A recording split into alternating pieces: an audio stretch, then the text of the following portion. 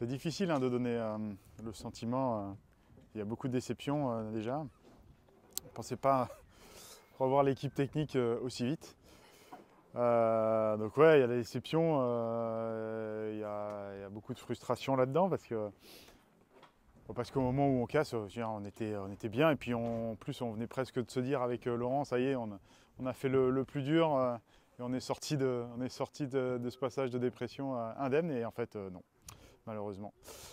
Donc là il est 3 h du mat et vous voyez derrière c'est la fourmilière, donc il s'active à remplacer la baume. On va la remplacer par une autre qu'on va essayer d'adapter au bateau. J'étais dans le cockpit, Laurent était à l'intérieur du bateau, à la table à cartes.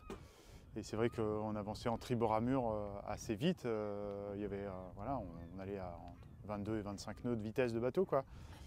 Il y avait un peu de mer, mais c'était pas non plus monstrueux. Et puis voilà, en ratterrissant d'une vague, mais comme on l'a fait déjà des dizaines de fois avant, j'ai entendu un gros crack et bon, j'ai tout de suite vu que c'était la baume qui était cassée en deux. On voit bien derrière comment c'est.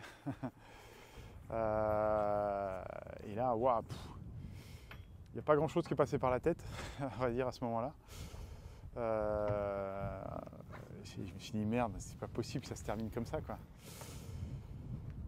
Et puis ouais, au bout de quelques secondes, j'ai vraiment réalisé ce qui s'était passé.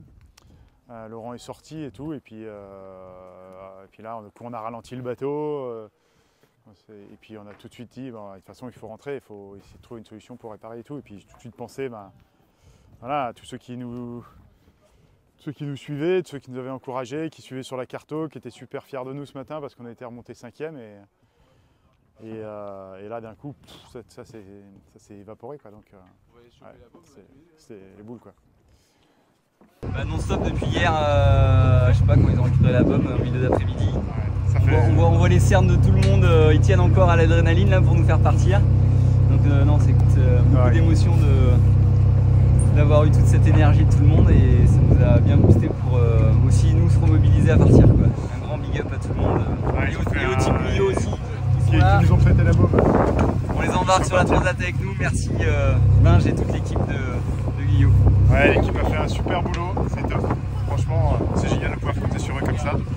Et voilà, on a encore le dernier coup de chiquet à mettre et puis on largue les amarres. Et puis à nous de jouer maintenant. On va traverser les golfe de Gascogne. On va espérer rejoindre les petits copains en mer. Donc, beaucoup de vent, beaucoup de mer là pour la traversée du golfe de Gascogne.